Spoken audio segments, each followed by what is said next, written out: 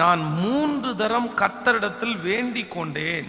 அதற்கு அவர், என் கிருபை உனக்கு போதும், உன் பலவீனத்திலே என் பலன் பூரணமாய் விளங்கும் என்றார். கவனிங்க ஆண்டவருடைய பிள்ளைகளே, அப்போஸ்தலனாகிய பவுல் இந்த இடத்துல அழகாய் சொல்லுகிறார், எனக்கு இந்த மாதிரி ஒரு பலவீனம் வந்துருச்சுப்பா.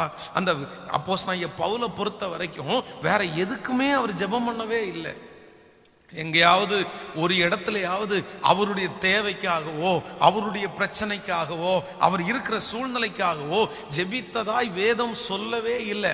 ஆனா அப்போஸ்தலனாகிய பவுல் ஜெபித்த ஒன்னே ஒன்று இதுதான், தன்னுடைய பலவீனத்திற்காக ஜெபித்தார். ஒரு முக்கியமான ஒரு பலவீனம் அவருக்கு வைக்கப்பட்டிருக்கிறது. அந்த பலவீனம் அவரால் தாங்க முடியல. அதனால ஆண்டவரிடத்துல ஒரு விசை அல்ல, வேதம் சொல்கிறது 3 விசை அவர் ஜெபித்திருக்கிறார்.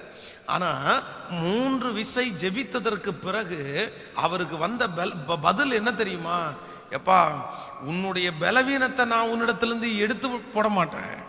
உன்னுடைய பலவீனம் உன்னோட தான் இருக்கும். அது உன்னை உயர்த்தாதபடிக்கு உன்னை அது தடுத்து நிறுத்திட்டே இருக்கும். ஆனாலும் உன் பலவீனத்தில் என் பலன் பூரணமாய் விளங்கும். இந்த வசனத்தை கவனமா கேளுங்க. நம்முடைய ஆண்டவர் நம்முடைய பிரச்சனைகளிலே நமக்கு பலன் தருகிறவர், நமக்கு வலிமையை கர்த்தர் தருகிறவர். ஆனா ஒரு சில பிரச்சனைகளை பொறுத்த வரைக்கும் ஆண்டவர் இந்த உலகத்துல இருக்கிற நாள் வரைக்கும் ஆண்டவர் அதை நமக்காகவே வைக்கிறாரு. அந்த அந்த சின்ன காரியத்தை ஆண்டவர் நம்மிடத்திலே வைக்கிறாரு.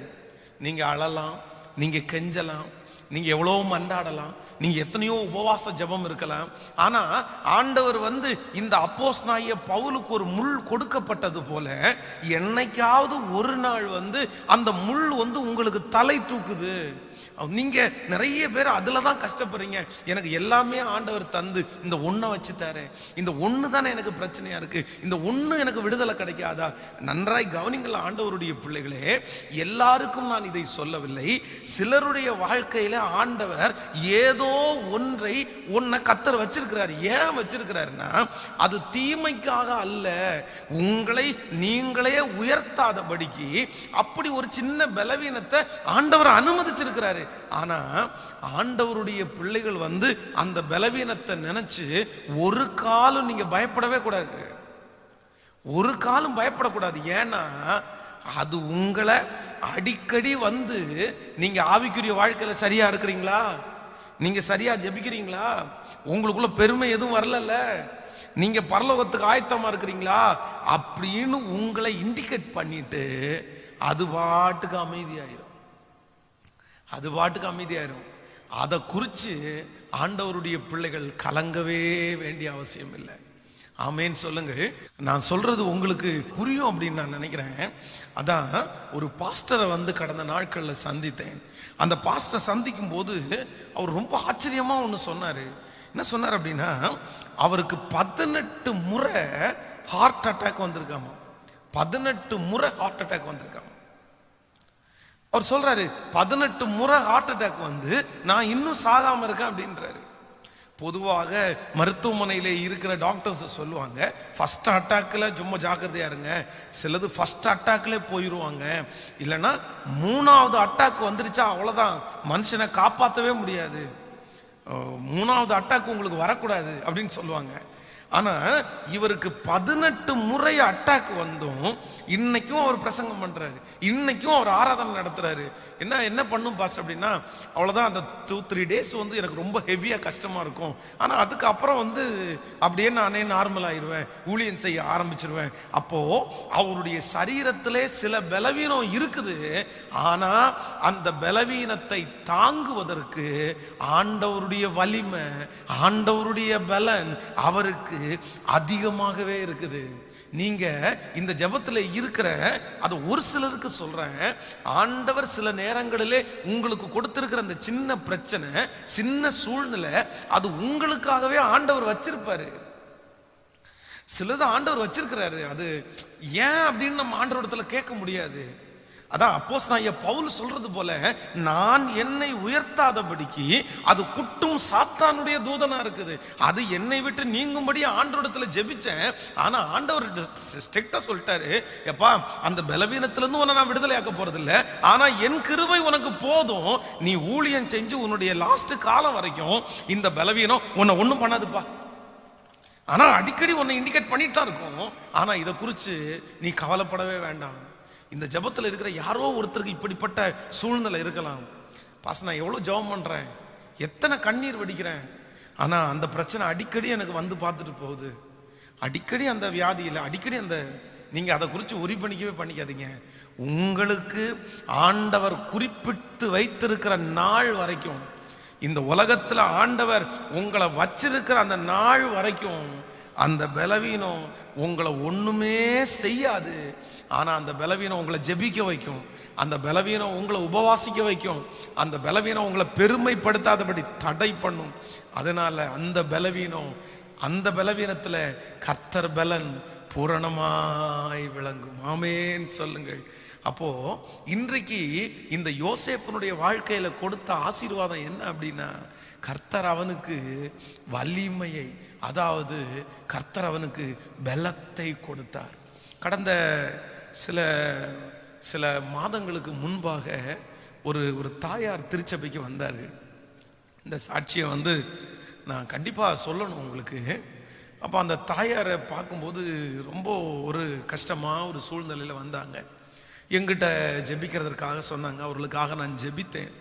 அப்போ அவர்களிடத்துல பேசிகிட்டு இருக்கும்போது, நீங்கள் எப்படி ஆண்டவரை ஏற்றுக்கிட்டீங்க, எப்படி இந்த சர்ச்சை தெரிஞ்சு வந்தீங்க அப்படின்னு பேசும்போது அவங்க ரொம்ப ஷாக்கான ஒரு நியூஸ் அவங்க சொன்னாங்க. என்ன சொன்னாங்க அப்படின்னா, அவர்களுடைய மகன் ஒருத்தர் டிரைவர், ஒரு மகன் ஒரு மகள், திடீரென்று அவருடைய கணவனார் இறந்து போயிட்டாரு. அவருடைய மகனும் மகளும் வேலைக்கு போயிட்டு இருந்தாங்க. மகன் ஒரு நாள் டிரைவிங் வேலையை முடிச்சுட்டு வீட்டுக்கு வரும்போது, இந்த சாட்சி ஏற்கனவே சொல்லியிருக்கிறேன், சிலருக்கு தெரியும், அந்த மகள் ஃபோன்லேயே பேசிட்டு இருக்காங்க. ஃபோன்லேயே பேசிட்டு இருக்கிறத பார்த்துட்டு இவருக்கு ரொம்ப கோவம் வருது. எனக்கு கொஞ்சம் சாப்பாடு போடுன்னு கேட்குறாரு. இவங்க சாப்பாடு போடலை, திரும்பவும் ஃபோனில் பேசிட்டு இருக்கிறதுனால இவனுக்கு ரொம்ப கோவம் வந்துச்சு. கையினால கன்னத்தில் சோங்கி ஒரு அடி அடிச்சிட்டான். அந்த பொண்ணு அப்படியே மயங்கி கீழே விழுந்து அந்த இடத்துலயே இறந்து போயிருச்சு. ஐயோன்ற ஒரு சத்தம் கேட்ட உடனே அந்த எதிர்முனையில பேசிட்டு இருந்த அந்த பையன் போலீஸுக்கு கம்ப்ளைண்ட் பண்ணிட்டாரு, இந்த மாதிரி அந்த வீட்டில் நடக்குது அப்படின்னு. உடனே போலீஸ் இங்கே வந்துட்டு இருக்காங்க. இந்த பையன் தன்னுடைய தங்கச்சியை எழுப்பி பார்க்குறான். தங்கச்சி உயிரோட இல்லை, இறந்துருச்சு. தங்கச்சி இறந்து போய் கிடக்கும்போது போலீஸ் வாசல்ல வந்துட்டாங்க. பார்த்து அவனை கைது பண்ணி அவனை ஜெயிலில் கூட்டிகிட்டு போயிட்டாங்க. இந்த அம்மா மட்டும்தான் இப்போ தனியாக இருக்கிறாங்க. அப்போது ஒரு 6 மாதம் தாண்டி இந்த அம்மா தன்னுடைய பையன் மேலே இருக்கிற கோபம் எல்லாம் மாறி திரும்பி அங்கே ஜெயிலுக்கு போய், இல்லை என் பையனை நான் மீட்டெடுக்கிறேன், என் பையன் ஒருத்தன் தான் இனி ஜீவனோடு இருக்கிறான், யாருமே எனக்கு இல்லை, அதனால் பையனை விட்டுருங்க அப்படின்னு சொல்லும்போது, அந்த போலீஸ் ஸ்டேஷன்லேருந்து அவன் அந்த ஜெயிலேருந்து வெளியே வரும்போது அந்த ஜெயிலர் என்ன சொல்கிறார் அப்படின்னா, தம்பி நீ இந்த மாதிரி இத்தனை நாள் சைன் போட்டுட்டு போனோம், எப்போனாலும் உன்னை நாங்கள் திரும்பி கூப்பிட்டு விசாரணை செய்வோம் அப்படின்னு சொன்ன உடனே இவனுக்குள்ள ஒரு பெரிய பயம் உண்டாயிருச்சு. இன்னும் தன்னுடைய சகோதரியை கொன்னுட்டோமே அப்படின்ற அந்த குற்ற மனசாட்சியும் அந்த பயம் ஒன்று சேர்ந்து தன்னுடைய தாயார் கட்டட வேலைக்கு போறாங்க. அவங்க கட்டட வேலைக்கு போகும்போது இவன் தன்னுடைய வீட்டில் ஃபேன்ல தூக்கு மாட்டி இறந்துட்டான். கணவனார் இறந்து போயிட்டாரு. பெண் தன் சொந்த அண்ணன் அடிச்சு இறந்துட்டாங்க. இப்போ அந்த பையனும் இறந்துட்டான். இந்த அம்மா இனி ஏன் நான் இந்த உலகத்துல உயிரோட வாழணும் அப்படின்னு நினைச்சு இருக்கும்போது யாரோ ஒருத்தர் மூலமாக இயேசுவை பற்றி அவங்க கேள்விப்பட்டாங்க. இயேசுவை பற்றி கேள்விப்பட்டு ரட்சிக்கப்பட்டு இன்னும் ஒரு 10 வருஷம் தாண்டிச்சுன்னு வைங்களேன். அதுக்கு அப்புறம் தான் நான் அவங்கள சந்திக்கிறேன். அப்போ அவங்கள பார்த்து நான் வேற எந்த வார்த்தையும் கேட்கல, இத்தனை பிரச்சனையும் எப்படி நீங்க தாங்குனீங்க அப்படின்னு கேட்டேன். எப்படி தாங்குனீங்கன்னு கேட்டேன். அப்போ அவங்க ஒரு வார்த்தை சொன்னாங்க, பாஸ்டர் நான் தாங்கல, பாஸ்டர் நான் தாங்கல, என் பையன் செத்து போன உடனேயே நான் செத்து போகணும்னு முடிவு பண்ணிட்டேன். ஆனா ஒருத்தர் வந்து இந்த ஏசாமியை பற்றி எனக்கு சொல்லி கொடுத்தாங்க. அத்தனை சுமையும் நான் தாங்கல. ஏசாமி எனக்கு தாங்கக்கூடிய வலிமைய, எனக்கு தாங்கக்கூடிய பலனை எனக்கு கொடுத்துட்டாரு. அதனாலதான் இன்னைக்கும் நான் உயிரோட இந்த இடத்துல நடமாடுறேன் அப்படின்னு அவங்க சொன்னாங்க. நான் நம்புறேன் இந்த ஜெபத்துல இருக்கிற ஆண்டவருடைய பிள்ளைகளே, இத்தனை பிரச்சனைகளை நீங்கள் தாண்டி வந்திருக்கிறீர்கள் அல்லவா? இத்தனை போராட்டங்கள் எல்லாம் நீங்கள் சகித்திருக்கிறீர்கள் அல்லவா? அதை என்ன பார்த்து கூட நிறைய பேர் கேட்பாங்க, பாஸ்டர் உங்க சாட்சியை கேட்டா அவ்வளோ நல்லா இருக்கு, அவ்வளோ கஷ்டமா இருக்குது, எங்களுக்கே அதை கேட்கும் போது அழுகையா இருக்குது, நீங்க எப்படி இதெல்லாம் தாண்டி வந்தீங்க அப்படின்னு அவங்க கேட்கும்போது, உண்மையிலே இந்த பலிபீடத்துல இருந்து நானும் அந்த அம்மா மாதிரி அந்த வார்த்தையை மட்டும்தான் சொல்ல முடியும்.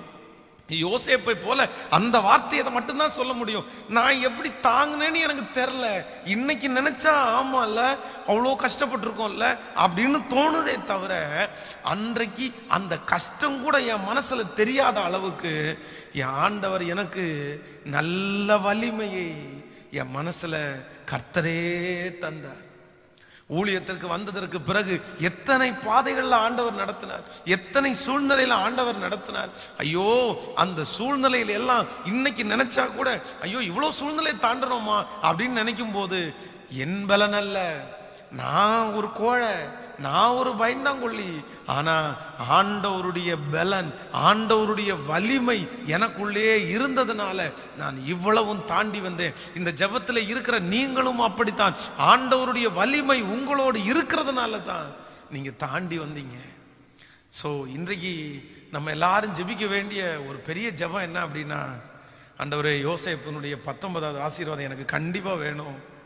எல்லாத்தையும் தாங்கிறதுக்கு எனக்கு ஆற்றலை, எனக்கு வலிமையை தாங்கப்பா, எனக்கு வலிமையை தாங்கப்பா அப்படின்னு நிக்கணும்ப்பா. நான் தைரியமா மேற்கொள்ளணும்ப்பா. எல்லாரும் என்னை பார்த்து ஆச்சரியப்படணும்ப்பா. அப்படிப்பட்ட ஒரு வலிமையை ஆண்டவர் உங்களுக்கு தருவேன் என்று கர்த்தர் வாக்கு கொடுக்கிறார். ஹல்லேலூயா. இன்றைக்கு தேவனால் பயன்படுத்தப்படுகிற ஒரு மிகப்பெரிய தேவனுடைய ஊழியர், லட்சக்கணக்கான ஜனங்களுக்கு ஆசீர்வாதமா இருக்கிற ஒரு தேவனுடைய பிள்ளை. ஒரு காலத்துல தெரியாம கொஞ்சம் பேர்கிட்ட அவர் கடன் வாங்கிட்டார். கடன் வாங்கி அந்த கடன் பெரிய கடனா மாறிடுச்சு. ரொம்ப செலவு பண்ணிட்டாரு. கடன்காரங்கெல்லாம் வீட்டுக்கு வர ஆரம்பிச்சிட்டாங்க. கடன்காரங்கெல்லாம் வீட்டுக்கு வந்து ஒன்னொன்னா தூக்கிட்டு போக ஆரம்பிச்சிட்டாங்க. வீட்டில் இருக்கிற ஃப்ரிட்ஜை தூக்கிட்டு போயிட்டாங்க, 2 வீலரை தூக்கிட்டு போயிட்டாங்க, எல்லாம் அவரை விட்டு போயிடுச்சு. கடைசியில் அவருக்கு இருக்கிற ஒரே ஒரு நம்பிக்கை திருச்சபை மட்டும்தான். அந்த திருச்சபையில ஞாயிற்றுக்கிழமை எழும்பி அவர் பிரசங்கத்திற்காக நிற்கும் போது, அந்த திருச்சபையில இருக்கிற 2-3 பேர் எழும்பி என்னன்னு சொல்றாங்க தெரியுமா? நீங்க வந்து இனி எங்களுக்கு பாஸ்டரா இருக்க வேண்டாம், நீங்க இனி எங்களுக்கு பிரசங்கம் பண்ண வேண்டாம். ஏன் அப்படின்னா, நீங்க இவ்வளோ பெரிய கடனை வாங்கி வச்சுட்டு எங்களை ஆசீர்வதித்து ஜெபம் பண்ணீங்கன்னா, எங்களை இப்படி பண்ணீங்கன்னா அந்த கடன் தான் எங்க தலைமையில வரும், அதனால நீங்க இனி ஊழியக்காரரா வேண்டாம் அப்படின்னு சொல்லி அந்த சர்ச்சை அப்படியே பிரிஞ்சிருச்சு. நீங்க சர்ச்சு பாஸ்டா இருந்தா நாங்க வரமாட்டோம்னு அப்படியே 3/4 பேர் சர்ச்சை விட்டு வெளியே போயிட்டாங்க. இவர் உடனே அவருடைய அசிஸ்டண்ட்டை கூப்பிட்டு, எப்பா என்னை யாருமே இந்த சர்ச்சில் ஏத்துக்கல, நான் இந்த ஊழியத்தை செய்யறதுக்கு தகுதி இல்லைன்னு இவங்க நான் தள்ளிட்டாங்க, இந்த ஊழியத்தை தொடர்ந்து செய்யன்னு தன்னுடைய உடன் ஊழியருடைய கையில அந்த சர்ச்சினுடைய சாவியை கொடுத்துட்டு வீட்டுக்கு வந்தார். தன்னுடைய மனைவியின் இடத்துல சொன்னார், இல்லை நான் ஆண்டவரை நம்பாம கடன் வாங்கினது தவறுதான், ஆனா எப்படியாவது நான் ஆண்டவருடைய இரக்கத்தை சம்பாதிக்கணும் அப்படின்னு சொல்லிட்டு கிட்டத்தட்ட 70 வாரம் 70 வீக் 490 நாள் பக்கத்துல யாருக்குமே தெரியாம ஆத்தோரத்துல போய் ஜெபம் பண்ணிட்டு, கடலோரத்துல போய் ஜெபம் பண்ணிட்டு, அங்க கிடைக்கிற சாப்பாடை சாப்பிட்டுட்டு, நான்வெஜ் எதுவுமே சாப்பிடாம பல நாட்கள் உபவாசத்துல இருந்து அவ்வளோ பெரிய தாடியெல்லாம் வளர்த்து அந்த 70 வாரங்கள் ஆண்டவரை உறுதியா பிடிச்சாரு. அதற்கு பிறகு இன்றைக்கு ஆண்டவர் அவரை பயன்படுத்தி லட்சக்கணக்கான பேருக்கு இன்றைக்கு அவங்க ஆசீர்வாதமா இருக்காங்க. அப்போ ஆண்டவருடைய பிள்ளைய இன்றைக்கு அந்த ஊழியக்காரரை பார்த்து 490 நாள் பிள்ளைகளை விட்டுட்டு மனைவியை விட்டுட்டு வனாந்தரத்துல காடுல ஆத்தோரத்துல அங்கேயே இருக்கிற தண்ணீரை குடிச்சிட்டு அங்க கிடைக்கிற சாப்பாடை சாப்பிட்டு உங்களால எப்படி இருக்க முடிஞ்சிருச்சு? எப்படி அத்தனை நாள் இருந்தீங்க? அவர் சொல்ற ஒரே ஒரு வார்த்தை, தெரில. அந்த பலனையும் மறுதளிச்சவன் நான், தப்பு பண்ணவன் நான், மனம் திரும்ப வேணும்னு ஆசைப்பட்டவன் நான்.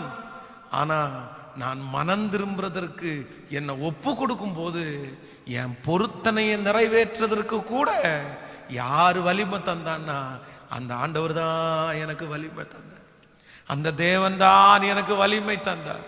இன்றைக்கு இந்த ஜெபத்திலே இருக்கிற ஒவ்வொரு பிள்ளைகளிடத்திலையும் ஆண்டவர் பேசிட்டே இருக்கிறார். அப்படிப்பட்ட ஒரு தேவனுடைய ஊழியருக்கு கர்த்தரே பலன் கொடுப்பாரே. ஆனால் அவர் செய்த தப்பு, அவர் செஞ்ச மிஸ்டேக்கு, அவர் எடுத்த பொருத்தனை, ஆனா அதுல தாங்கிறதற்கு, அந்த காரியத்தை தாண்டதற்கு ஆண்டவர் வலிமையும் பலத்தையும் கொடுப்பாரே. ஆனா இன்றைக்கு இந்த ஜெபத்துல இருக்கிற உங்களுக்கு தீர்க்க தரிசனமா சொல்றேன், உங்களுக்கு ஆண்டவர் வலிமையை தருவார், பலத்தை தருவார். பாஸ்டர், நான் பலவீனப்பட்டு நான் போயிட்டேன், இனி என்னால நிக்க முடியாது போல தோணுது, நான் திரும்ப முன்னேற முடியாது போல தோணுது, நான் எப்படி செய்ய முடியும்? இல்ல இல்ல, உன்னை உண்டாக்கின கர்த்தர், உங்களை அழைத்த தெய்வம், உங்கள் பலவீனங்களில் உங்களை பலப்படுத்துகிற கர்த்தர், திராணிக்கு மேலாக ஒரு நாளும் சோதிக்கப்படுவதற்கு விடாத கர்த்தர், தாங்கிடுகிற பலன் தருகிற கர்த்தர் இன்றைக்கு உங்களை பார்த்து தான் சொல்றாரு, இந்த சூழ்நிலையை தாண்டதற்கு உனக்கு நான் பலத்தை தருவேன், உனக்கு நான் வலிமையை தருவேன். ஆண்டவர் அநேகரை பார்த்து சொல்கிறார், மகளே, இதை நீ தாண்டுவாய், இதை நீ ஜெயிப்பாய். ஹல்லேலூயா, ஹல்லேலூயா. சோ ஆண்டவர் யோசேப்புக்கு கொடுத்த 19வது ஆசீர்வாதம், அவனுக்கு ஆண்டவர் பலத்தை கொடுத்தார். இத்தனை போராட்டங்களையும் தாங்கக்கூடிய பலத்தை, ஒரு வலிமையை ஆண்டவர் தந்தார். அப்போ இந்த வசனத்தை நான் தியானித்துக் கொண்டே இருக்கும்போது ஆண்டவர் யோசேப்புக்கு கொடுத்த 3 வலிமைகளை குறித்து நான் வேதத்திலே நான் வாசித்தேன். ஆண்டவர் யோசேப்புக்கு கொடுத்த 3 வலிமைகள், அதை குறித்து தான் நாம் இன்றைக்கு நான் தியானிக்க போகிறோம். வேதத்தை திறந்து எல்லாரும் எடுத்துக்கொள்ளலாம். ஆதியாகமத்திலே ஸ்தோத்திரம், ஒரு வசனத்தை நம்ம வாசிக்க போகிறோம். வாசிக்கலாமா? எல்லாரும் வாசிக்கலாமா? நீங்கள் 50வது அதிகாரத்தை எடுத்துக்கொள்ளுங்கள். 50வது அதிகாரம் 18வது வசனத்தில் 17, 18 வாசிக்க போறோம். ஆகையால் உம்முடைய தகப்பனுடைய தேவனுக்கு ஊழியக்காராகிய நாங்கள் செய்த துரோகத்தை மன்னிக்க வேண்டும் என்று அவனுக்கு சொல்ல சொன்னார்கள். அவர்கள் அதை யோசேப்புக்கு சொன்ன போது அவன் அழுதான். பின்பு அவனுடைய சகோதரரும் போய் அவனுக்கு முன்பாக தாழ விழுந்து, இதோ நாங்கள் உமக்கு அடிமைகள். யோசேப்பு அவர்களை நோக்கி, பயப்படாதிருங்கள், நான் தேவனா? நீங்கள் எனக்கு தீமை செய்ய நினைத்தீர்கள், தேவனோ இப்பொழுது நடந்து வருகிறபடியே வெகு ஜனங்களை உயிரோடே காக்கும்படிக்கு அதை நன்மையாய் முடிய பண்ணினார். ஆதலால் பயப்படாதிருங்கள், நான் உங்களையும் உங்கள் குழந்தைகளையும் பராமரிப்பேன் என்று அவர்களுக்கு ஆறுதல் சொல்லி அவர்களோடு பட்சமாய் பேசினான். ஹல்லேலூயா. ஆண்டவருடைய பிள்ளைகளே, உங்களுக்கு இந்த வசனத்தை வாசிக்கும் போதே உங்களுக்கு தெரிஞ்சிருக்கும் அப்படின்னு நினைக்கிறேன். யோசேப்புனுடைய தகப்பனார் யாக்கோபு இப்ப மரிச்சு போயிட்டாரு. யாக்கோபு மரிச்சு போன உடனே அவனுடைய சகோதரர்களுக்கு எல்லாருக்கும் ஒரே பயம் வருது. இவன் அப்பா உயிரோடு இருக்கிற வரைக்கும் நமக்கு நல்ல ஹெல்ப் பண்ணா, இப்ப அப்பா இறந்து போயிட்டாரு, அப்பா இறந்து போனான்னா கண்டிப்பா இவன் நம்மளை பழி வாங்கிடுவான், நம்மளை கஷ்டப்படுத்திடுவான் அப்படின்னு நினைச்சு கொஞ்சம் பேரை செட் பண்ணி அனுப்புறாங்க. இந்த மாதிரி உங்க அப்பா உயிரோடு இருக்கும்போது சொன்னாரு, யோசேப்பு நீ தான் உங்க அண்ணங்களை எல்லாம் பார்த்துக்கணும் அப்படின்னு சொல்லிட்டு போனாரு அப்படின்றத சொல்லுங்கன்னு கொஞ்சம் பேர் அனுப்பிவிடுறாங்க. அவங்க அந்த வார்த்தையை சொன்னதற்கு பிறகு இவனுடைய சகோதரர்கள் அப்படியே காலில் விழுந்துட்டாங்க. சாஷ்டங்கமா இந்த இடத்துல வந்து எனக்கு ஆச்சரியமா இருக்கும். அவன் தன்னுடைய தம்பின்னு தெரிகிறதற்கு முன்னாடி காலில் விழுந்தாங்க. அதுல ஒரு சொப்பனம் நிறைவேறிச்சு. ஆனா இங்க அந்த சொப்பனம் வந்து 100% நிறைவேறுது, 100%. நம்ம அங்க நிறைவேறும் போது நம்ம என்ன நினைப்போம் அப்படின்னா, என்ன அவங்க அறியாம வந்து காலை விழுந்துட்டாங்க, தம்பின்னு தெரியல காலில் விழுந்துட்டாங்க. இல்ல இல்ல, இங்க தம்பின்னு தெரிஞ்சதற்கு பிறகும் அவங்க மொத்த பேர் வந்து தாழ விழுந்து, அப்ப ஆண்டவருடைய வாக்குத்தத்தம் எப்படி நிறைவேறுது பாருங்க, 100%. அப்போ அவனுடைய சகோதரர்கள் எல்லாம் வந்து விழுந்து சொல்றாங்க, இந்த மாதிரி எங்களை மன்னிச்சுக்கப்பா, நாங்க வந்து உங்களுக்கு தீமை, நான் வந்து தாழ விழுந்து நாங்களும் உமக்கு அடிமைகள் என்று சொன்ன உடனே யோசேப்பு என்ன சொல்றான் அப்படின்னா, அழுதான். அவங்க அப்படி சொன்ன உடனே அழுதுட்டு சொல்றாங்க, நீங்க யாரும் பயப்படாதீங்க, உங்களையும் உங்கள் குழந்தைகளையும் நான் பத்திரமா பார்த்துக்குவேன். அவனுக்குள்ள ஒரு பெரிய வலிமை வருது. என்ன வலிமை அப்படின்னா, மன்னிக்கிறதற்குரிய பலன், மன்னிக்கிறதற்குரிய வலிமை. யோசேப்புக்கு ஆண்டவர் கொடுத்த வலிமை, யோசேப்புக்கு ஆண்டவர் அவனை எப்படி அவனை பலப்படுத்தினார் அப்படின்னா, மன்னிக்கிறதற்கு கர்த்தர் ஒரு பலத்தை தந்தார். இன்றைக்கு இந்த ஜெபத்தில் இருக்கிற ஆண்டவருடைய பிள்ளைகளே, நம்ம நிறைய பேருக்கு எதற்கு பலன் தேவை தெரியுமா? மன்னிக்கிறதுக்கு தான் பலன் தேவை. ஆனா நம்மளால மன்னிக்கிறதுக்கு நமக்கு பலனே இல்லை பாருங்களேன். நம்ம நிறைய பேருக்கு மன்னிக்கிறதுக்கு பலனே இல்லை. எப்படி பாஸ்டர் நான் மன்னிக்க முடியும்? அவன் செஞ்ச துரோகம் கொஞ்சமா? அவன் செஞ்ச தவறு கொஞ்சமா? என்னை சிறுமப்படுத்திட்டான்ல, என்னை இவ்வளோ கஷ்டப்படுத்திட்டான்ல, என் பேரை இவ்வளோ கெடுத்துட்டாங்கல்ல, நான் மன்னிக்கவே முடியாது, நான் மறக்கவே முடியாது. அப்படிப்பட்ட ஒரு சூழ்நிலையில இன்றைக்கு ஆண்டவருடைய பிள்ளைகள் யார் இருந்தாலும், நான் நம்புறேன், ஆண்டவர் யோசேப்புக்கு கொடுத்த முதல் வலிமை என்ன வலிமை அப்படின்னா, ஆண்டவர் அவனுக்கு மன்னிக்கிறதற்கு பலன் தந்தாரு. அவனுடைய சகோதரர்கள் செய்த துரோகம் மன்னிக்க முடியாத துரோகம், அது மன்னிக்க முடியாத துரோகம். ஆனா இவன் மனசார மன்னிக்கிறதுக்கு, அதான் சுற்றி இருக்கிறவங்க வந்து யோசிப்பட்ட, எப்படிப்பா நீ மன்னிச்ச, எப்படிப்பா உன்னால மன்னிக்க முடிஞ்சிருச்சு? சாதாரணமான ஒரு மனுஷனால கண்டிப்பா மன்னிக்கவும் முடியாது. அவனை தூக்கி குழியில போட்டு, அவனை வித்து போட்டு, அதன் நிமித்தமாய் கஷ்டப்பட்டு 13 ஆண்டுகள் தன்னுடைய தகப்பனாரை மறந்து, பலவர்ண அங்கிய மறந்து, செய்யாத குற்றத்திற்காக அவ்வளவு கஷ்டப்பட்டு, அத்தனைக்கும் காரணம் அவனுடைய சகோதரர்கள் தான். அவனை கொல்லணும்னே நினைச்சாங்க, என்னமோ உயிரோட தப்பிச்சான் கர்த்தர் இருந்தனால. எவ்வளவு பெரிய கஷ்டம். ஆனா வேதம் சொல்லுது, யோசேப்புக்கு ஆண்டவர் கொடுத்த மிகப்பெரிய வலிமை, மன்னிக்கிறதற்கு வலிமை கொடுத்தார். இன்றைக்கு நான் உங்களுக்காக எல்லாருக்காகவும் நான் ஜெபிக்கிறேன், கர்த்தர் உங்களுக்கு ஒரு பெரிய பலனை தரணும். நிறைய பேருடைய வாழ்க்கையில ஒருவேளை மன்னிக்கவே முடியாமல் நீங்கள் இருப்பீர்கள். ஆனால் மன்னிச்சு தான் ஆகணும் சிஸ்டர், பிரதர், மன்னிச்சு தான் பிரதர் ஆகணும். அதான் ஆண்டவர் சொல்றாருல்ல, மனிதனுடைய தப்பிதங்களை நீங்கள் மன்னியாது இருந்தால் உங்கள் பரமபிதா உங்களுடைய தப்பிதத்தை மன்னிக்கவே முடியாது. சோ கண்டிப்பா நீங்க மன்னிக்கிறதுக்கு, பாஸ்டர் என்ன மன்னிக்கிறதுக்கு சொல்லாதீங்க பாஸ்டர், எனக்கு பண்ண துரோகம் அவ்வளோ பெரிய துரோகம், என்னை மன்னிக்கவே சொல்லாதீங்க. நான் என்ன சொல்றேன், உங்களை மன்னிக்கவே நான் சொல்லலை. ஆனா நான் என்ன விசுவாசிக்கிறேன் அப்படின்னா, ஆண்டவர் அப்படிப்பட்ட ஒரு பலனை உங்களுக்கு தரட்டும் அப்படின்னு நான் ஜெபிக்கிறேன். உங்களுக்கு தரட்டும். மன்னிக்கிறதுக்கு ஒரு வலிமை வேணும், மன்னிக்கிறதுக்குன்னு ஒரு பலன் வேணும். அப்படி இருந்தா தான் மன்னிக்கவே முடியும். அதான் நான் வந்து ஒரு வயதான தாயார், ஐயோ அவங்களுக்கெல்லாம் டைரக்டா நான் பார்த்தேன், மன்னிக்கிறதுனுடைய பலனை ஆண்டவர் அவங்களுக்கு கொடுத்துருக்கிறத டைரக்டா நான் பார்த்துட்டேன். அவர்கள் வந்து கணவன் மனைவி 2 பேரும், அவங்க ஒரு பெரிய டீச்சர், அவங்க நல்ல டீச்சர், ஸ்கூல்ல நல்ல டீச்சர். அவருடைய கணவனார் பார்த்தீங்க அப்படின்னு சொன்னா நல்ல சந்தோஷமா 2 பேர் இருந்துட்டு இருந்தாங்க. திடீரென்று அவருடைய அன்பில் ஒரு பெரிய மாற்றம் ஏற்பட்டது. கொஞ்சம் மாற்றம் ஏற்பட்ட உடனே வந்து இவங்க செக் பண்ணிட்டே இருந்தாங்க. பார்த்தா இன்னொரு லேடியோட ஏதோ ஒரு தொடர்பில் அவர் இருந்திருக்கிறாரு. இவங்க தெரிஞ்ச உடனே இவங்க கண்டிச்சிருக்காங்க, வேணாங்க, நம்ம கடவுளுடைய பிள்ளைங்க, கண்டிப்பா நமக்கு இதெல்லாம் சரி வராது, நீங்க இதை விட்டுறணும் அப்படின்னு சொல்லியிருக்காங்க. சொல்லி கொஞ்ச நாளையில பாத்தீங்க அப்படின்னா அந்த லேடியினுடைய கணவனார் இறந்து போயிட்டாரு. அந்த லேடி கர்ப்பிணியா இருக்கிறாங்க, மாத கர்ப்பி. இவர் சொல்றாரு, அந்த பொண்ணு இந்த மாதிரி கர்ப்பிணியா இருக்குது அப்படின்றாரு. அந்த பொண்ணுக்கு யாருமே இல்லை, அந்த பொண்ணுக்கு நம்ம தான் பிரசவம் பார்க்கணுன்றாரு சொந்த மனைவியினிடத்துல. அந்த பொண்ணுடைய வயிற்றுல வளர்ற குழந்தை ஏன் குழந்தைன்றாரு. எப்படி இருக்கும்? நம்மலாம் உயிரோட விட முடியுமா? ஐயோ, அதுக்கெல்லாம் ஒரு பெரிய வலிமை வேணுங்க.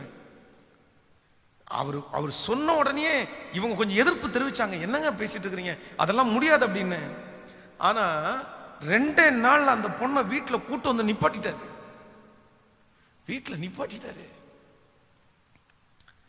இவங்க அந்த பொண்ணுகிட்ட ஒண்ணுமே காமிக்கலையாமா. அவங்களுக்கு சாப்பாடாக்கி போட்டு, அவங்களுக்கு பிரசவம் பார்த்து, அந்த குழந்தைய குளிக்க வச்சு, அந்த குழந்தையும் வளர்த்தி, திடீரென்று பார்த்தீங்கன்னா அந்த லேடிக்கு ஏதோ ஒரு உடல்நிலை சரியில்லாம அவங்களும் இறந்துட்டாங்க. அந்த குழந்தைய இப்ப தான் குழந்தையா வளர்த்துட்டு தனக்கு துரோகம் பண்ணின கணவனார் காலில் புழு வந்துருச்சு. அவருக்கு காலில் புழு. அதான் இவ்வளோ நல்ல மனைவிக்கு துரோகம் பண்ணிட்டாரு, அதனாலே என்னன்னு தெரியல, காலில் புழு வந்துருச்சு. அவரை டெய்லி தினம் தினம் தினம் கஷ்டத்தை பார்க்காம அவருடைய காலை கிளீன் பண்ணி மரணம் வரைக்கும் தன்னுடைய கணவனாரை நன்றாக பார்த்து, நல்லா பார்த்து, அந்த மகனை தான் மகனா நினைச்சு அவனுக்கு திருமணம் பண்ணி வச்சு, தன்னுடைய மொத்த சொத்தையும் அவன் பேர்ல எழுதி வச்சு, சமீபத்தில் கர்த்தருக்குள்ள அவங்க நித்திரை அடைந்தார்கள். என்னால நம்பவே முடியல. அவங்க மரிக்கும் போது அவருடைய முகம் அவ்வளோ பிரகாசம். நான் நம்புறேன், மன்னிக்கிறதற்கு ஆண்டவர் அவங்களுக்கு என்ன கொடுத்துருக்கிறார் அப்படின்னா, ஒரு பெரிய வலிமையை ஆண்டவர் அவங்களுக்கு தந்தார். இது ஆண்டவரை தவிர வேற யாரும் உங்களுக்கு கொடுக்க முடியாது. ஆண்டவருடைய பிள்ளையை வேற யாரும் கொடுக்க முடியாது. நீங்க உயிருக்கு உயிரா நேசிச்சிருப்பீங்க, ஆனா அவங்க உங்களை அப்படி பண்ணிட்டாங்க. நீங்க 100% நம்பி இருப்பீங்க, ஆனா அவங்க உங்களுக்கு நம்பிக்கை துரோகம் பண்ணிட்டாங்க. ஆனா ஆண்டவர் இந்த காலை வேளையில ஆண்டவர் சொல்றாரு, எல்லாரும் கேளுங்க, ஆண்டவரே எனக்கு மன்னிக்கிறதற்கு வலிமையை தாருமப்பா. ஹல்லேலூயா. கைகளை உயர்த்தி ஆண்டவரிடத்துல கேட்கலாமா, ஆண்டவரே மன்னிக்கிறதற்கு எனக்கு வலிமையை தார ஆண்டவரேன்னு கேளுங்க. இந்த யோசேப்புக்கு ஆண்டவர் கொடுத்த முதல் பலன் மன்னிக்கிறதற்கு ஆண்டவர் பலன் கொடுத்தார். ஓ நன்றி. பலன் தாருமே, பலன் தாருமே, உம்பலத்தால் என்னை நிரப்பிடுமே. பலன் தாருமே, பலன் தாருமே, உம்பலத்தால் என்னை நிரப்பிடுமே. மனிதர்களின் நிந்தையாலே மனம் நொந்து நிற்கின்றேனே, மன்னித்து மறக்க உந்தன் பலன் தாருமே. ஒரு விஷயம் கூட எல்லாரும் சேர்ந்து சொல்லுங்க, மனிதர்களின் நிந்தையாலே மனம் நொந்து நிற்கின்றேனே, மன்னித்து மறக்க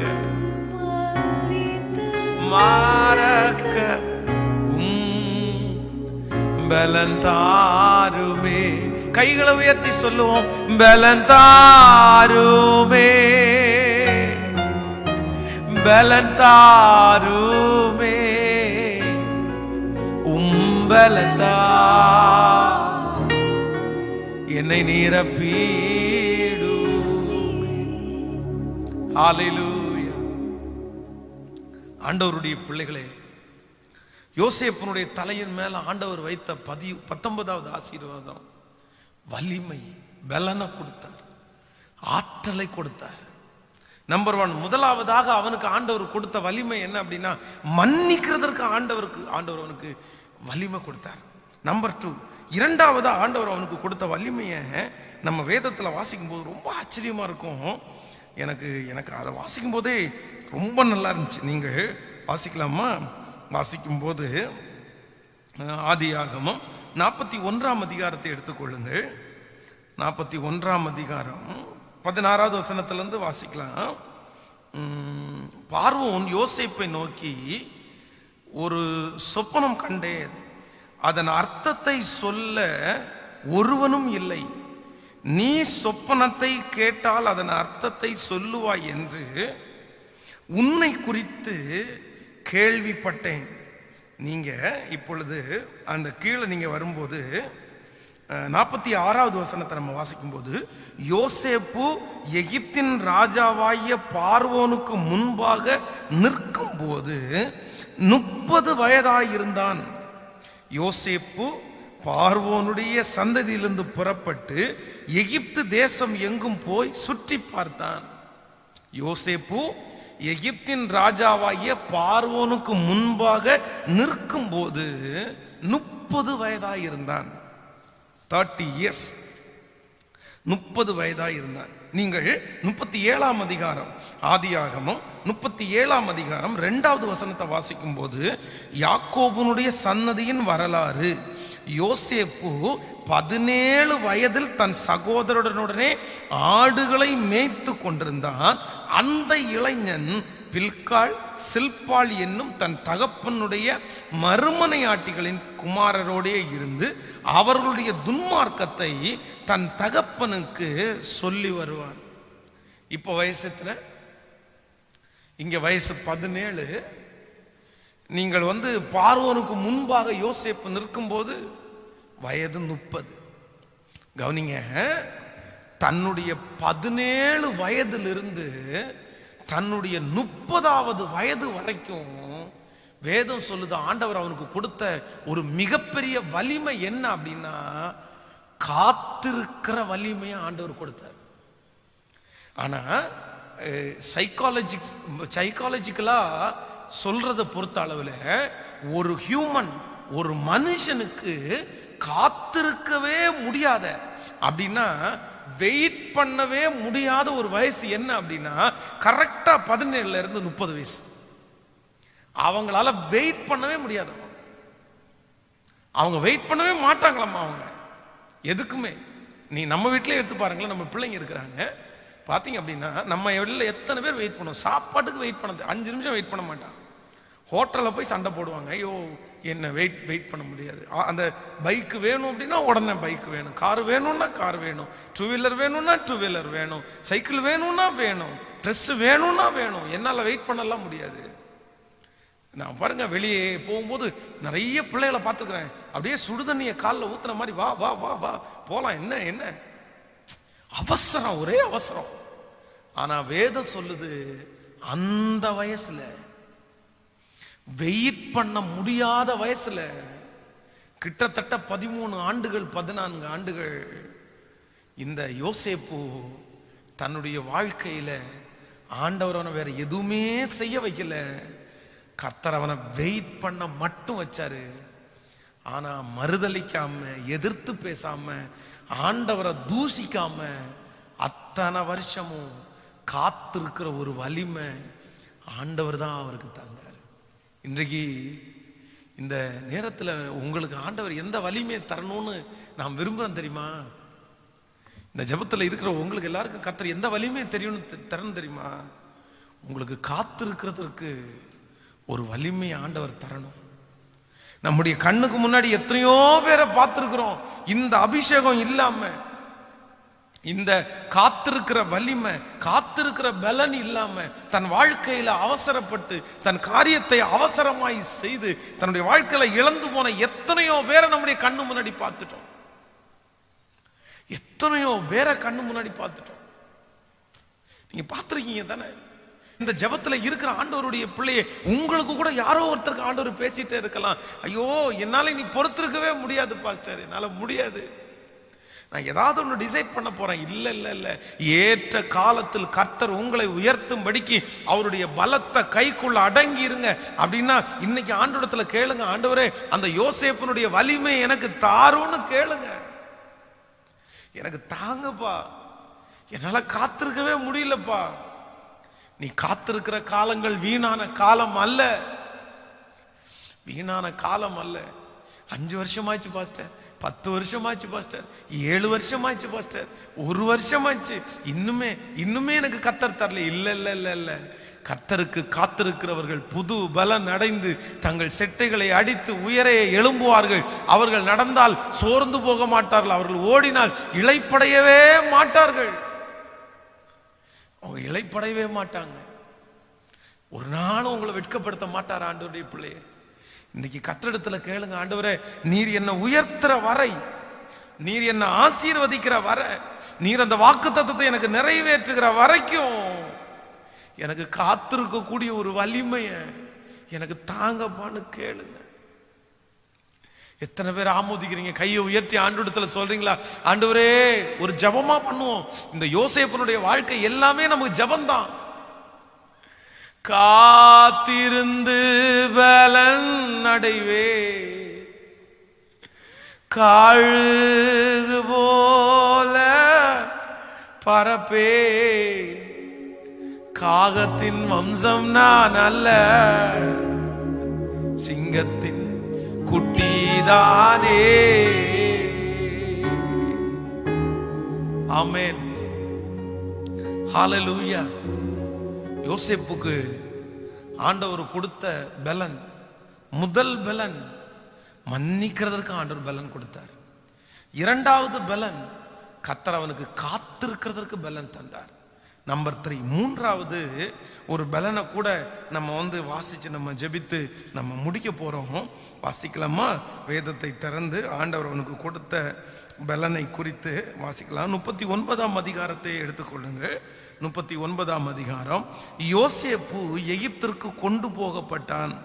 பார்வோனுடைய பிரதானியும் தலையாயர்களுக்கு அதிபதியுமாய் இருக்கிற போத்திபார் என்னும் எகிப்து தேசத்தான் அவனை அவ்விடத்திற்கு கொண்டு வந்த இஸ்மவேலரிடத்தில் விலைக்கு வாங்கினான். ஹலோ, அடுத்ததாக இந்த யோசேப்புக்கு ஆண்டவர் கொடுத்த பலன் இங்கே சொல்லப்பட்டிருக்குது. இந்த இஸ்மவேலிடத்துல இந்த போத்திபார் யோசேப்பை விலைக்கு வாங்கினான். எதற்காக விலைக்கு வாங்கினான்? அழகு பார்க்கறதற்காகவா? இல்லைன்னா ஒரு வாலிப பையன் நமக்கு அடியாளா கிடைச்சிட்டான் அடியாளுக்காகவா? இல்ல, தன்னுடைய வீட்டிலே இருக்கிற வேலையை செய்வதற்கு ஒரு அடிமையை விலைக்கு வாங்கினான். அந்த காலத்துல எல்லாம் மனுஷங்களை தான் அடிமையா வச்சு வேலை வாங்கினாங்க. அவங்கள இந்த மாதிரி காசு கொடுத்து வாங்கிட்டு இன்னைக்கும் அப்படி இருக்குன்னு சொல்றாங்க. நிறைய பேர் அடிமையா விற்கிறாங்க. 10 லட்சம் 5 லட்சத்துக்கு விற்கிறாங்க. அவங்க காலம் முழுவதும் அடிமையா இருக்கணும். அப்படி வாங்கப்பட்டவன் தான் யோசேப்பு. ஆனா அந்த இடத்துல எல்லாம் நீங்க பாத்தீங்க அப்படின்னா, போத்திபாருடைய வீட்டிலையா இருந்தாலும் சரி, சிறைச்சாலையிலையா இருந்தாலும் சரி, பார்வோனுக்கு முன்பாக பார்வோன் கொடுக்கிற வேலையா இருந்தாலும் சரி, எல்லா வேலைகளையும் இந்த யோசேப்பு அந்த இடத்துல சந்தோஷத்தோட சின்சியரா செய்வான். அப்ப நான் என்ன நம்புறேன் அப்படின்னா, ஆண்டவர் அவனுக்கு கொடுத்த 3வது பலன், வேலை செய்வதற்கு ஆண்டவர் அவனுக்கு பலன் தந்தார். வேலை செய்யறதுக்கு ஆண்டவர் பலன் தந்தார். நான் ஒரு வார்த்தை உங்களுக்கு சொல்றேன், நீங்க ரொம்ப கவனமா கவனிங்க. ஒரு நாள் ஒரு தம்பிகிட்ட பேசிட்டே இருந்தேன். தம்பிகிட்ட பேசிட்டே இருக்கும்போது அவனுடைய வாழ்க்கையில் இருக்கிற டார்கெட் என்னப்பா அப்படின்றது மாதிரி பேசும்போது அவன் சொன்னான், ஒரு 10 லட்சம் ரூபாய் சம்பாதிச்சிடணும், ஒரு 10 லட்சம் ரூபாய் சம்பாதிச்சு வட்டிக்கு விட்டுறணும், வட்டிக்கு விட்டுட்டு அந்த வட்டியை வாங்கி வீட்டில் உட்காந்து ஜாலியா உட்காந்து சாப்பிட்டுட்டு சந்தோஷமா இருக்கணும் அப்படின்னு. நல்ல ஐடியாப்பா, நீ ரொம்ப நல்லா இருப்ப அப்படின்னு என் மனசுல நினைச்சுக்கிட்டேன். ஒன்று நினைத்து கொள்ளுங்கள், இந்த உலகத்திலேயே ரொம்ப கஷ்டமானது என்ன அப்படின்னா நீங்க வேலை செய்யாம இருக்கிறது தான். இன்னைக்கு நம்ம நிறைய பேர் வேலை செய்வதற்கு நம்ம எசலி போடுறோம். நம்ம வேலை செய்யறதுக்கு நமக்கு நிறைய பேருக்கு கஷ்டமா இருக்குது. நிறைய பேருக்கு காலையில எழும்பி அந்த வேலை ஸ்தலத்துக்கு வேலைக்கு போகணும் அப்படின்னா ரொம்ப கஷ்டமா இருக்குது.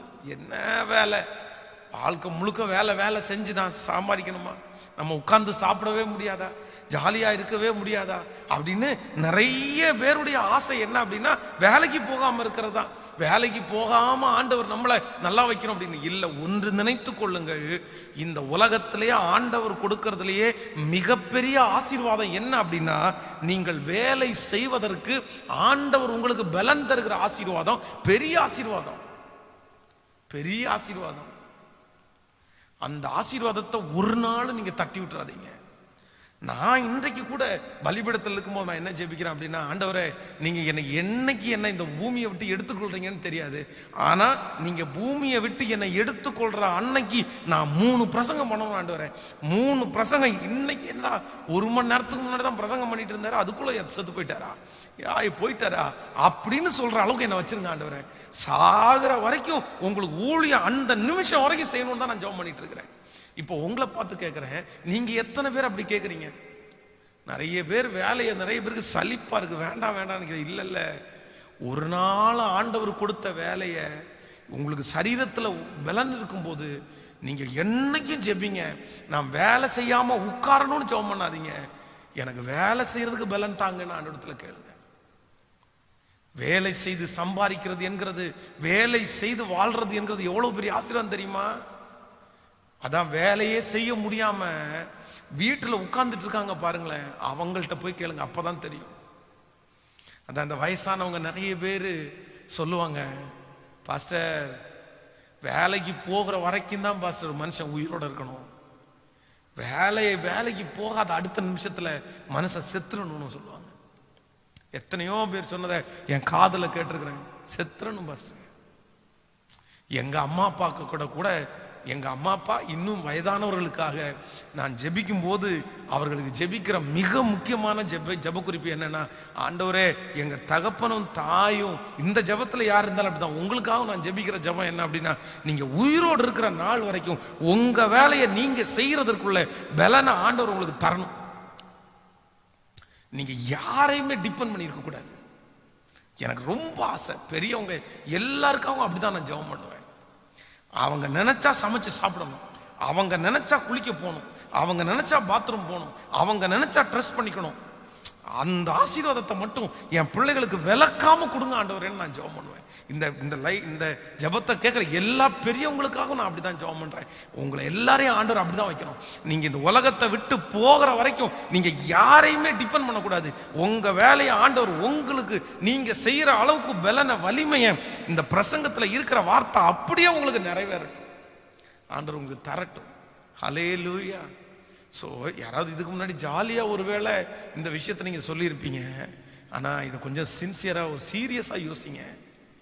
ஒரு நாளும் சும்மா இருந்து நான் சம்பாதிக்கணும் அப்படின்ற கான்செப்டுக்கு வந்துடாதீங்க. கால் மேல கால் போட்டு சாப்பிட்டு வீட்டில் தூங்கணும் அப்படின்ற கான்செப்டுக்கு வந்துடாதீங்க. Very danger, very danger. அதை வீணடிக்காதீங்க, அதை ஆண்டவரத்துல கேளுங்க. ஸோ இந்த யோசேப்புக்கு ஆண்டவர் கொடுத்த 3வது வலிமை என்ன அப்படின்னா, நான் நம்புறேன் அவனுக்கு வேலை செய்கிறதுக்குரிய பலனை ஆண்டவர் அவனுக்கு தந்தார். ஹல்லேலூயா. 3 காரியத்தை இன்னைக்கு பேசினேன். நம்பர் 1, முதலாவது ஆண்டவர் யோசேப்புக்கு இன்னைக்கு வலிமையை கொடுத்தார். அதுல முதல் மன்னிக்கிறதற்கு பலனை கொடுத்தார். நம்பர் 2 காத்திருக்கிறதுக்கு பலன் தந்தார். நம்பர் 3 வேலை செய்வதற்கு பலன் தந்தார். ஹல்லேலூயா. இந்த நாள் முழுக்க திரும்ப திரும்ப திரும்ப இந்த வார்த்தையை சொல்லி, எனக்கு அந்த பிளஸிங் வேணும் ஆண்டவரே, என் தலை மேல அந்த ஆசீர்வாதம் எனக்கு வேணும் ஆண்டவரே. கேட்கிற அத்தனை பேருக்கும் ஆண்டவர் தருவேன் என்று கர்த்தர் வாக்கு கொடுக்கிறார். ஆமென் சொல்லுங்க. முழங்கால் படியிட முடிந்தவர்கள் முழங்கால் படியிடுங்க. எழும்பி நிற்கக்கூடியவர்கள் தேவனுடைய சமூகத்தில் எழும்பி நில்லுங்க. வேலை செய்து கொண்டே இந்த வார்த்தையை கேட்கிறவர்கள் இருதயத்தின் ஆழத்திலிருந்து ஆண்டவரை நோக்கி பார்க்கலாம். ஹல்லேலூயா. காத்திருந்து பலன் அடைவே, கழுகு போல பரப்பே, காகத்தின் வம்சம் நான் அல்ல, சிங்கத்தின் குட்டிதானே. காத்திருந்து பலன் அடைவே, கழுகு போல பரப்பே, காகத்தின் வம்சம் நான் அல்ல, சிங்கத்தின் குட்டிதானே. கரங்களை மேல உயர்த்தி இயேசுவே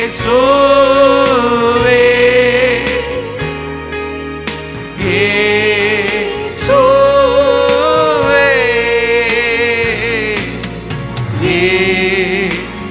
இயேசுவே, எல்லாம் எனக்கு நீரே. திரும்ப திரும்ப சொல்லுவோம் இயேசுவே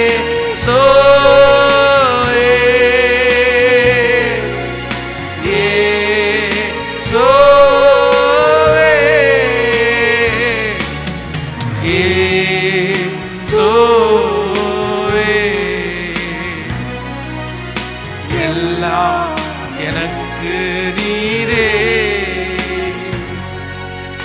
எல்லாம் எனக்கு நீரே,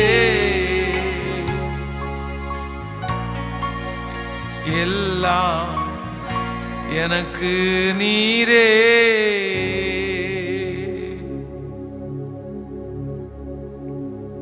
கவனிங்க ஆண்டவருடைய பிள்ளைகளே, இந்த செய்தி ரொம்ப முக்கியமான செய்தி. உங்க எத்தனை பேருக்கு ஆண்டவர் பேசினார் எனக்கு தெரியல. ஆனா இந்த வார்த்தையை தியானிக்கும் போது என் இருதயம் கொழுந்து விட்டு எரியுது. ஆண்டவர் ரொம்ப அழகா அவங்க அப்பா மூலமா ஆசீர்வதிக்கிறாரு. அவன் புயங்கள் யாக்கோபின் வல்லவரின் கரங்களால் பலத்தன. அவனுடைய புயங்கள் யாக்கோபின் வல்லவரின் கரங்களால் பலத்தன. அப்படியே ஆண்டவர் அவனுக்கு பின்னாடி உட்கார்ந்து ஒரு பேக் போன போல பின்னாடி உட்கார்ந்து ஆண்டவர் அவனுக்கு ஒரு பெரிய பலனை ஆண்டவர் கொடுத்தாரு பாருங்க. ஒரு பெரிய வலிமையை. எப்படி யோசேப்பு இதெல்லாம் தாண்டா அப்படின்னு கேட்டா ஒரே வார்த்தையில முடிக்கலாம், ஆண்டவருடைய பலன், ஆண்டவருடைய வலிமை. எல்லா பரிசுத்தவான்களும் இதை மட்டும் தான் சொல்றாங்க, என் தேவனாலே ஒரு மதிலை தாண்டுவேன், நானும் சிறுமையும் எளிமையுமானவன், கர்த்தரோ என் மேல் நினைவாயிருந்தார். கர்த்தர் தான், கர்த்தர் தான். அதனால இந்த பாட்டை திரும்ப ஒரு விஷயம் பாடி எல்லாருமே ஒப்பு கொடுத்து இந்த பாட்டை நான் பாடிட்டு இருக்கிற உங்களுக்காக நான் ஜெபிக்க போறேன். ஆண்டவரே என் பிள்ளைக்கு பலனை தாருன்னு. உங்களுக்கு எந்தெந்த காரியத்துல எல்லாம் பலன் தேவையோ அந்தந்த காரியத்துல எல்லாம் கர்த்தர் பலன் தரப்போறாரு. இந்த பாட்டை பாடும்போது நீங்க ஜெபிச்சிட்டே இருங்க, என் கூட எல்லாரும் ஜெபிங்க. இன்னும் ஒரு 2 நாள்ல இந்த ஜெபத்தை நம்ம முடிக்க போறோம். அதுக்குள்ள உங்களை ஆண்டவர் தொற்றணும்னு நான் நம்புறேன். ஹல்லேலூயா. Thank you Holy Spirit. நன்றி ஆண்டவரே. எதுக்கெல்லாம் உங்களுக்கு பலன் தேவைன்னு உங்களுக்கு தான் தெரியும். தாண்டறதற்கு பலன் தேவை, வலிமை எனக்கு வேணும். பரிசுத்தமா வாழ்றதுக்கு வலிமை எனக்கு வேணும். சகிக்கிறதுக்கு எனக்கு வலிமை வேணும். உங்களுக்கு எதற்கெல்லாம் வலிமை வேணுமோ கேளுங்க ஆண்டவரிடத்துல. ஓ ஹல்லேலூயா.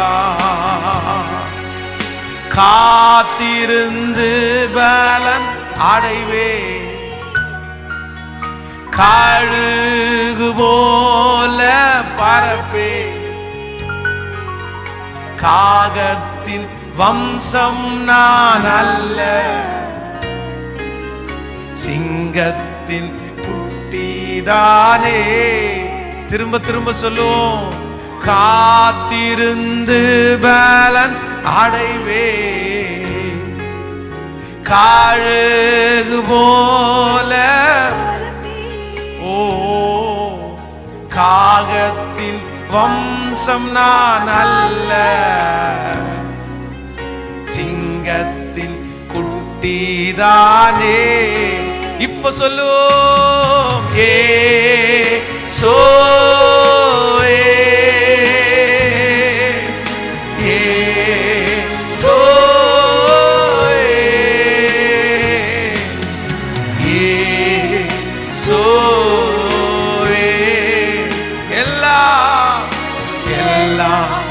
எனக்கு நீரே. திரும்ப திரும்ப சொல்லுவோமே. ராஜா இந்த வரிய பாடிக்கொண்டே இருக்கு. நான் ஜெபிக்கிறேன் அப்பா, இந்த ஜெபத்தில் இந்த 19வது நாள் கலந்து கொள்ற ஒவ்வொரு பிள்ளைகளுக்கும் என்ன பலன் தேவை ராஜா? பரிசுத்தமா வாழ்றதற்கு பலன் தேவைன்றவங்களுக்கு அந்த வலிமையை கொடுத்துருங்க ராஜா. அப்பா, இந்த நிமிஷத்துல எனக்கு என்ன வலிமை வேணும்னு பிள்ளைங்க கேட்கிறாங்க. அந்த வலிமை பரலோகத்திலிருந்து இப்பொழுது கட்டவிழ்த்து வரப்படட்டும் அப்பா. யோசேப்பு சொன்னீங்களே, அவருடைய புயங்கள் ஹல்லேலூயா சர்வ வல்லவருடைய கரங்களால் பலத்தன, சர்வ வல்லவருடைய கரங்களால். அப்பா, சோர்ந்து போய் வந்திருக்கிறோம்ப்பா, மனம் உடைஞ்சு வந்திருக்கிறோம்ப்பா, நிற்க முடியாதோன்னு நினைக்கிறோம்ப்பா. இப்போ இந்த ஊழியத்தை செய்யறதுக்கு பலன் வேணும், இந்த ஊழியத்தை செய்யறதுக்கு பலன் வேணும். தாங்கப்பா, அந்த வலிமையை தாங்கப்பா. நாங்க பலன் உள்ளவர்கள் அல்ல, நாம் பலன் உள்ளவன் அல்லப்பா. இப்போ இப்போ இந்த ஜெபத்தை செய்கிற ஒவ்வொருவரும் மேலும் அந்த ஆசீர்வாதத்தினுடைய மழை ஊற்றப்படுவதாக.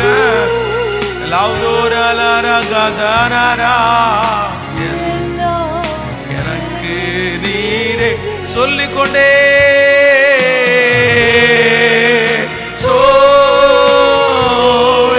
அப்பா, ஒவ்வொரு தகப்பன் மேல், தாயார் மேல், ஒவ்வொரு பிரதர்ஸ் மேல் அந்த வலிமை இப்பொழுது அந்த ஆற்றல் அவங்களுக்கு வரட்டும்பா.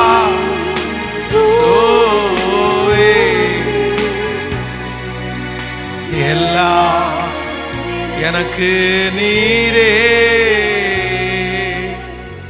என் பிள்ளைகளை பார்த்து எத்தனை பேர் கோலைன்னு சொன்னாங்கப்பா. பிசாசு நிறைய டைம் என் பிள்ளைகளை கோலைன்னு சொல்றான்ப்பா. உனக்கு பலன் இல்லை, உனக்கு வலிமை இல்லை, நீ ஜெயிக்க முடியாது, நீ தோத்துருவ, நீ விழுந்துருவ. எந்தெந்த வார்த்தையை சொல்லி சொல்லி சத்ரு என் பிள்ளைகளை ரொம்ப கஷ்டப்படுத்தி வச்சிருக்கிறானே, இப்பொழுது இந்த காலை வேளையில உங்க சமூகத்துல வர்றேன் டாடி, ஒரு இரக்கத்தை அனுப்பி என் பிள்ளைகளை இப்ப பலப்படுத்துங்கப்பா. எஸ் எஸ், ஹல்லேலூயா ஹல்லேலூயா. கோலியாத்துக்கு முன்பாக தாவீது நின்னது போல என் பிள்ளைங்க சத்துருக்கு முன்னாடி நிக்கணும்பா பலனா. எத்தனை சொந்தங்கள், எத்தனை நண்பர்கள், எத்தனை கூட வேலை செஞ்சவங்க, உனக்கு எல்லா பலனும் போச்சு, பழைய பலன் உனக்கு போச்சு, வலிமை உனக்கு போச்சு, இனி பழையது மாதிரி உன்னால ஒன்றும் பண்ண முடியாது அப்படின்னு சொன்னாங்களோ அவங்களுக்கு முன்பாக இப்பொழுது என் பிள்ளைய கர்த்தர் பலப்படுத்தி, ஓஹோ ரம்தானா ரேக்காலா ஷவுகோ ரப்தாலா ரோடாரா லேபோராமா, இப்போ பலப்படுத்தி அவங்களுக்கு முன்பாக ஒரு பலசாலியாய் நிற்க வைப்பீராக. நிற்க வைப்பீராகப்பா, நிற்க வைப்பீராக.